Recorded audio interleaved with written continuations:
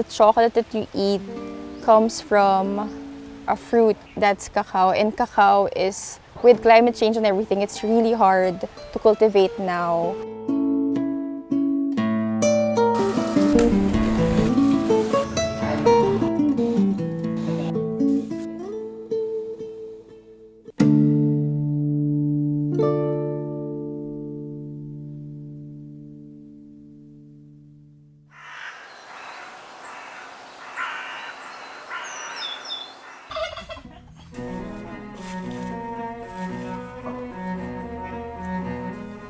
When I started cacao farming, I would talk Carl's ear off about farming because I was super passionate about it. For me and for other people to understand your passion for cacao farming, let's make it into something that's relatable for everyone, which is chocolate. Everyone loves chocolate. Cacao is not native to the Philippines. It came to us through the Acapulco-Manila galleon trade in the 1600s when a Spanish mariner is said to have first planted a cacao tree in San Jose, Batangas. It has long been seen as a high-value crop both for local and international manufacturing. Currently, there is a resurgence of local artisanal chocolate brands, and 1919 is part of those. So our farm here in Malvar is 7 to 8 years old. I discovered that we had a handful of old heirloom cacao trees in our properties, in our farms. These cacao trees are at least 100 years old. So these cacao can trace their roots back to the original variety that the Spanish originally brought to the Philippines back in 17th century. A truly family-owned, small-batch, tree-to-bar craft chocolate maker. Husband and wife tandem Carl and Kay started this chocolate brand in 2019.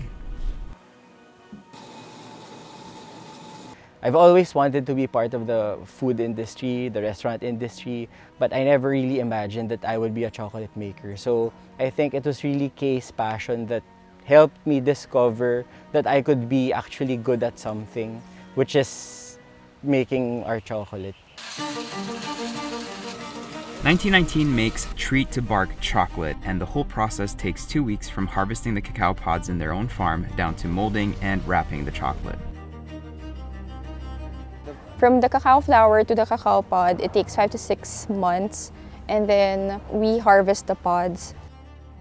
After harvesting, we break the pods and collect all the wet beans inside. After collecting the wet beans, we put them in our hardwood boxes and ferment them from 5 to 6 days. So after 5 to 7 days, we check the moisture content of the beans. Once it's inside the correct range, it's ready to go to our factory to process. Craft chocolate bakers always say craft chocolate should be tasted and not eaten. But for us, it's really our values. We want people to enjoy our chocolate. So when the sacks of cacao arrive at our facility, we would hand sort each bean. So each bean would pass through the hands of someone.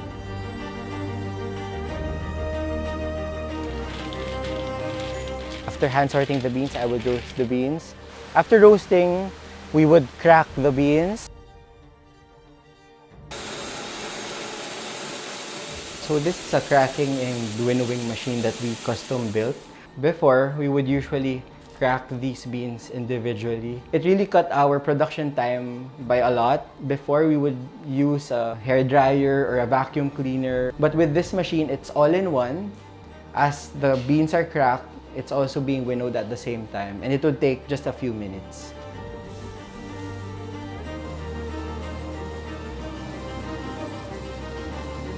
So after pre-grinding the cacao nibs, we would load the cocoa liquor in the stone grinders. So this is a standard nut grinder that we use to pre-grind our cacao. When the cacao nibs go out of the machine, when they're ground, it becomes cocoa mass, which is also known as tablea. That's where we would add the sugar And for milk chocolate, that's where we would add the milk powder. After that, we would pour them out, leave them to age for a few days. And then after aging, we would go to tempering. And then tempering is actually where, as chocolate makers, we try to form crystals that make the chocolate stable. After a few minutes in the chiller, unmold, and then foil and box. So that's the whole process from bean to bar. Chocolate should be enjoyed. So we started, playing around with different flavors, matcha or hojicha from Japan, or we would use different biscuits to add texture to our chocolate.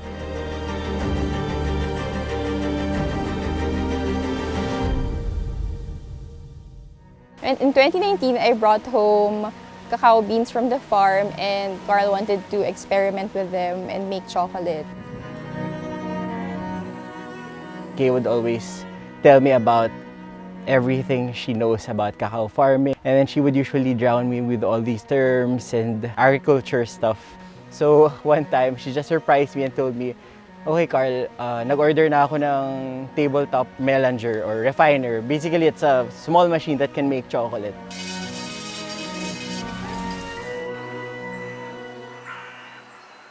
Since making small batches for personal consumption in an oven, Carl and Kay have grown their brand to what it is today. Their 62% dark chocolate has won the Silver Award twice at the prestigious Academy of Chocolate in the UK.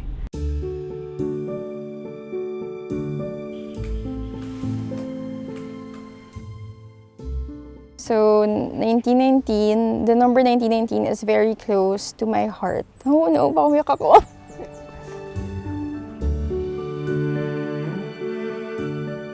So the reason I decided to pursue cacao farming was because I had memories of my lola giving me cacao and asking me to basically sup the beans so she can make the tablea with the beans.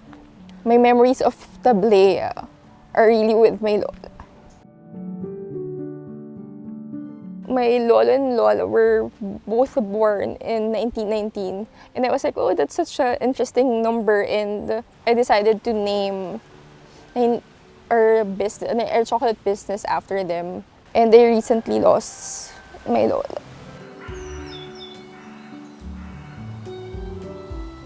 Kay and I really work well together. When we were first starting back in 2019, we would have orders of like 100 bars. And back then, we didn't really have all the equipment that we have now. Having this brand or business together really taught us how to work towards a goal. This was our first baby.